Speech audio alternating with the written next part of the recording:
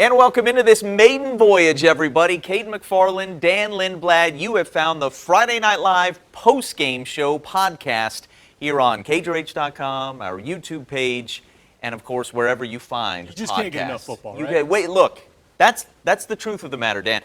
Look, high school football Friday nights are just crazy around here. All of the games ending at 9:30 or 10 o'clock, or in the case of week 0, midnight in Sand Springs. And so we love giving the highlights and giving what little context we can. But we thought, you know what, let's give it a day, get some of the scores and stats. Thank you to the Tulsa World and all the schools that provide us with that sort of thing. Put a finer point on some of the bigger storylines of the high school football weekend, and then also give some shout-outs, the plays of the week and game balls, that sort of thing. So just about 15 minutes every week we're going to go. Spotlight on high school football. We're looking forward to it. So week 0 now in the books, and let's start at the top with the big old upset. You were there for a bit. Jenks going down to Edmond Santa Fe, an Edmond Santa Fe team that won only one game all last season. An eye-opening result, and certainly a little bit fluky, and we'll get into that. But right. but not the way Jenks wanted to start the season, no question. No, and it was this whole weekend has been interesting with week 0, and there were some crazy games out there. You mentioned Edmond Santa Fe only won one game last year. Yeah. They played Jenks to 3 points last season. That's right, 13-10 was the score. So they're used to kind of playing Jenks tight, and whenever they're not far off from playing for state championships. Edmond Santa Fe is no slouch of a program, but when you get the underdog, kind of that sense that they can believe, and there were some issues at quarterback, whether it be overthrown balls or, the quarterback position just wasn't solidified yet. They ran both quarterbacks out there. Yeah. They made some plays. And You could see the growth. Simeon Gilkey and Owen Jones, Yes. the two quarterbacks, both move-ins. Gilkey from Bartlesville, Right. Jones from Broken Arrow. So there is some newness there. And you could see the growth. You could see them kind of get more confident as the game went on. But there were just a lot of early turnovers, and you give a team like that, again, you just give them the confidence. They went up 13-0. That's right. And, okay, we can hang with these guys. Yeah. And then there were a couple of times that Jenks had touchdown-type plays that got called back. So you polish up some of that stuff, and Jenks wins by double digits. Jenks had a 26-20 lead in the fourth quarter, and then Edmond Santa Fe goes ahead. 27-26 was the final. And then Jenks drives inside the 5-yard line. Right. A field goal would have won it, or punching it in with a touchdown. And then there was a blocked field goal on what ended up being the final play of the game.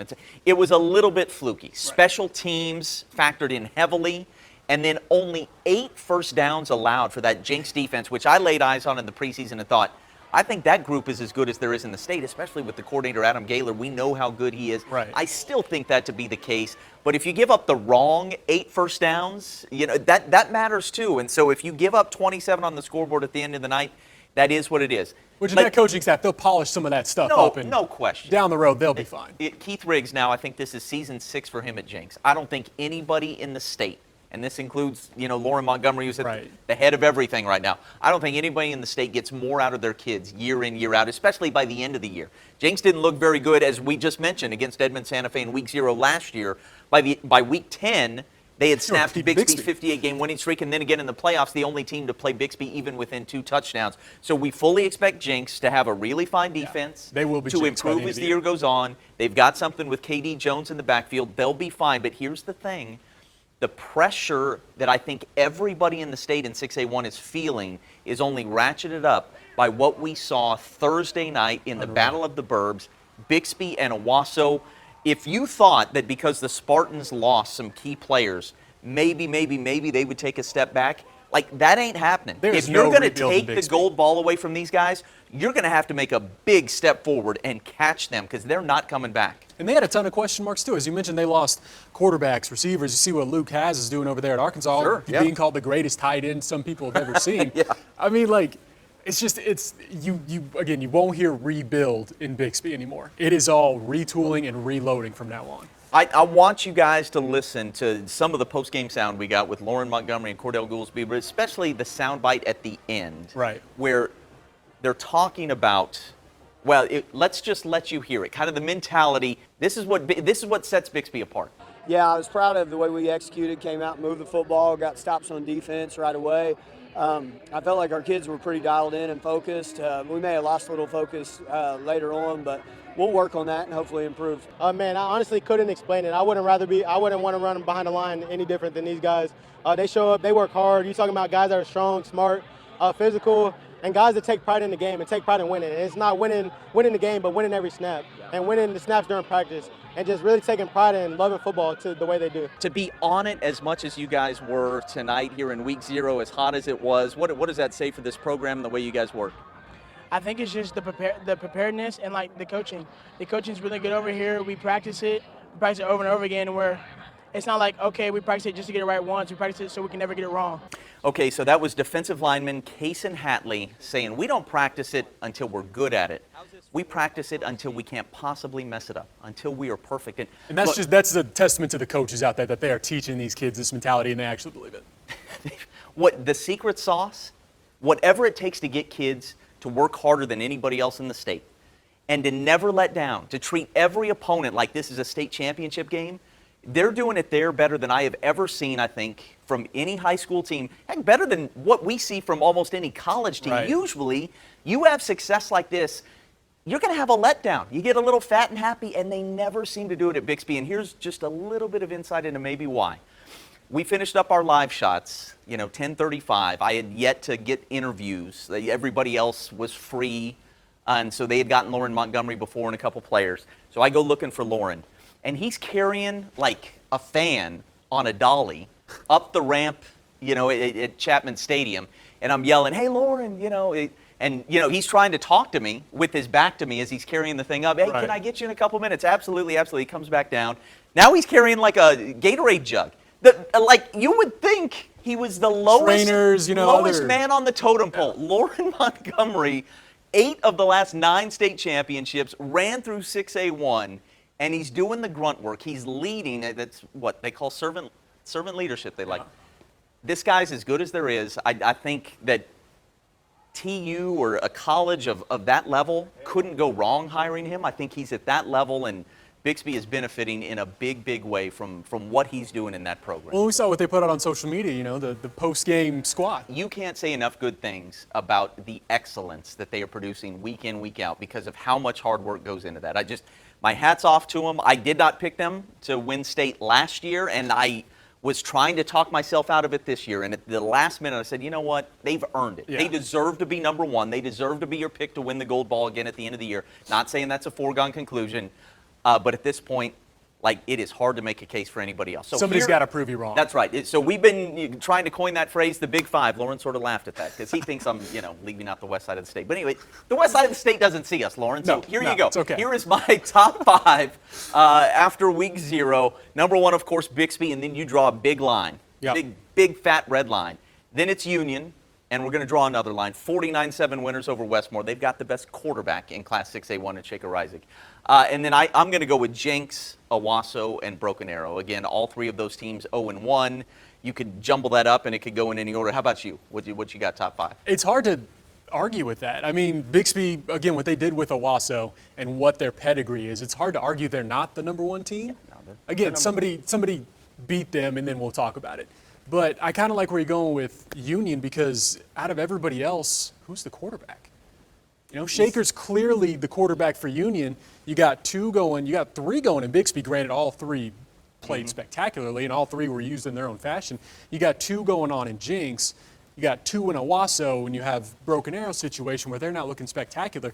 It's hard to piece it any other way but that exact way where Bixby is on the mountaintop, Union's climbing, and then Jenks, Owasso, and Broken Arrow. I could see Jenks, moving on up, but after what we saw this week, sure. And that'll be fun next week with Jenks and Owasso going head-to-head. That's right. That'll be a nice will be measuring hungry, stick as well. No question. With Bixby, it's without question the best, I think, front 7 defensively, or Jenks right there. And then, no doubt, the best offensive line in the state. Agreed. And then Union's got the best skill position in quarterback. So and we thought that was going to be the state championship matchup last year, and Owasso did an incredible job upsetting Union in the state semifinals. But once again, they won't play each other in the regular season, and it seems like they're probably on a collision course. So how fun would that be? Long way to go until December. All right, game of the week, our game of the week, and then just the game of the week with regard to how bananas it was. The Highway 97 rivalry. Sand Springs rallies to beat Sapulpa 54. That's 118 points, with not even close, the highest scoring Highway 57 game we have ever seen.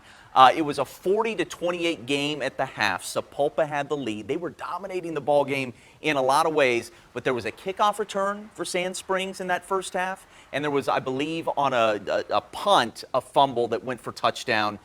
Sapulpa should have been leading by more at the half, and to me, I'm not going to say that's where the game was lost, but when you should be up by 25 points and you're only up by 12, that's kind of killer against a team as good as Sand Springs. And especially in a rivalry game where you know the other side has won 3 straight, that can kind of get into your mind a little bit. Oh no, here we go again. You know, as an OSU guy, I'm that way every year with OU. I never expect us to win. It's just because I have that mentality of we're going to go into this rivalry. This other team has had our number recently.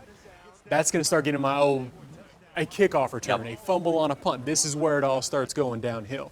And I think, you know, Sand Springs also, credit to them. They did a nice job piecing it all together. They have some youth on skill areas, especially at quarterback, but they were able to go through everything. I'm sure Klink had a fantastic halftime speech.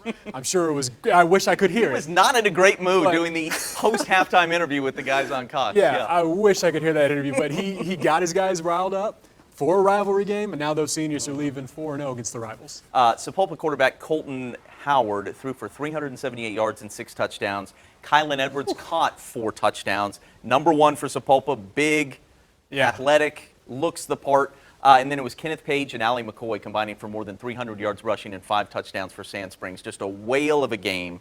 And you can see each year now under Tim Holt Jr., Sapulpa is getting better and better and closer to Sand Springs, which is a really fine 6A2 team. Right. But it's Sapulpa that really in Class 5A you could see making some noise this season. I wanted to get to this. Victory Christian opens the season with a win over Cascia Hall.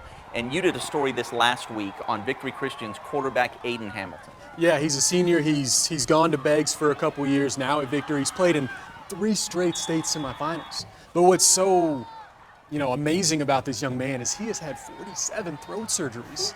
He had a tumor on his vocal cords. He said that he would actually have to stretch his vocal cords out to talk because there was no gap there. And so it always vibrates. It vibrates. So. And this was starting at like roughly what age where they discovered the tumor? I believe he said the first one. We're talking toddler. Yeah. Like 16 months old. To have nearly 50 surgeries is unthinkable. And I believe he said he had 30 of them before he turned 6 years old. Yeah. And it averaged out something like 2.5 or 1 every 2.5 months. It just kept growing back. The consistency of it just kept growing. Now it's, thankful to say it's gone now. It slowed down, now it's gone, but still he talks with such a rasp in his voice. Yeah, which is what made the story. Yeah, we did a 7-minute interview, and I asked him the last question, seriously, but also kind of joking. I said, so at what point does it start hurting again? And he said, honestly, it kind of hurts right now. After 7 minutes of talking, and we weren't yelling out at the top of our lungs or anything, so to command an offense and to rile guys up, as you see the senior quarterbacks do, he says, I'm not really that guy. I'll one-on-one leader you, but I'm not really the guy that's going to stand up on tables and say, we got to win this. What Tebow did. We got 30 minutes for the rest of it. He's not that guy. Thank goodness. But he is still so meaningful in his words, and it's awesome to see what he's doing, and he led them to victory, obviously, in week 0. It was a great story. Find it now on KJRH.com if you haven't yet.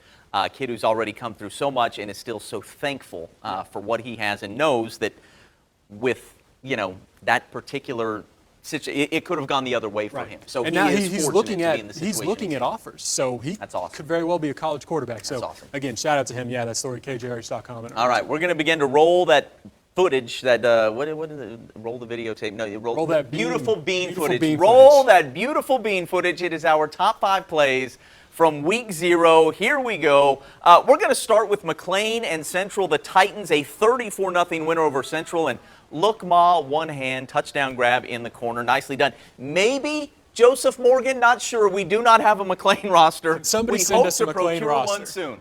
Okay, check this play out. This was Kiefer against Noah. We have a pass out into the flats. Will Adams says hello, knocks the ball loose. A clean, perfect hit. Titus Bell right there, the freshman, gets the interception, takes it about 5-10 yards into the red zone. Kiefer would score later that drive. A freshman tip drill. How about that in week 0? Dateline Muskogee Andre Beasley had himself a night. How about more than 220 total yards? He was doing it as a runner. He was doing it as a receiver here. 64 yards. He takes it from Jamarian Ficklin.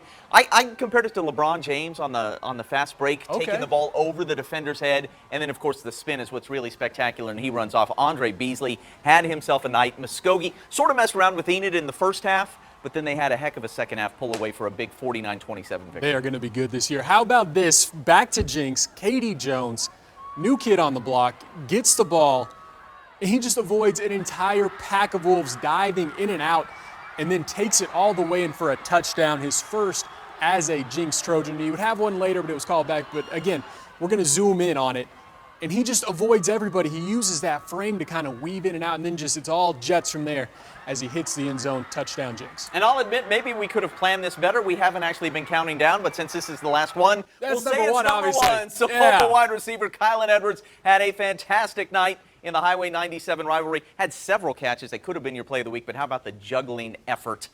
That was his first of the night. 4 touchdowns for Kylan Edwards. Hey, speaking of that, let's roll right into our game balls. And Colton Howard and Kylan Edwards from Sapulpa are going to share one for me. As I mentioned, Howard 378 yards passing, 6 touchdowns. Edwards had 4 of them.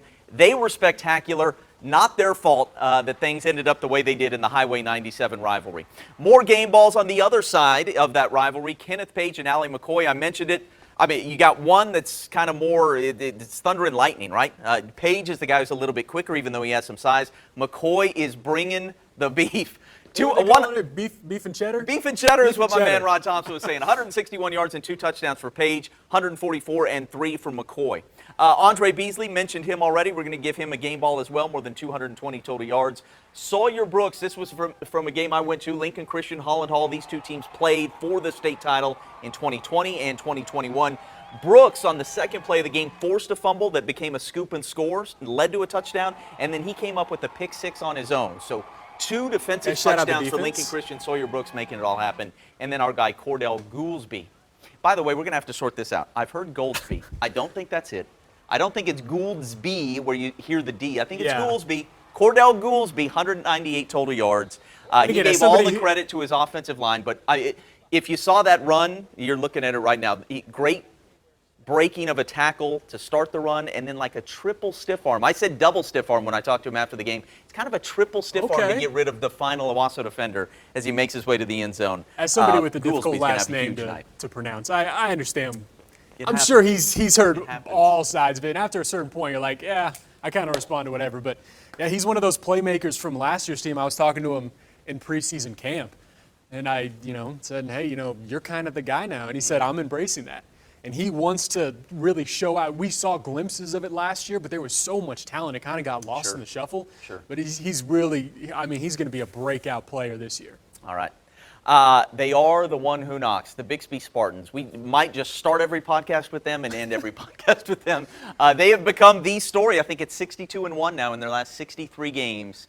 And they're doing it against the best in Class 6A1, and so there's really nothing more anybody can say.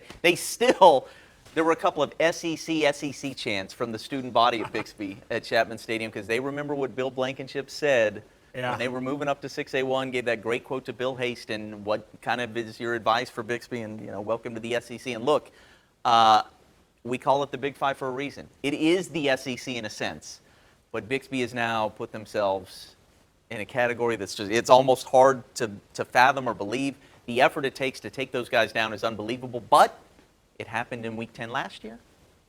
It might just happen this year. That's why they play the games. And that's why we do this podcast, because they play the games. Kate McFarland for Dan Lindblad. We will talk to you again next week. It is the Friday Night Live post-game show podcast, Week 0 edition in the books. End the games earlier this Friday, please. Just no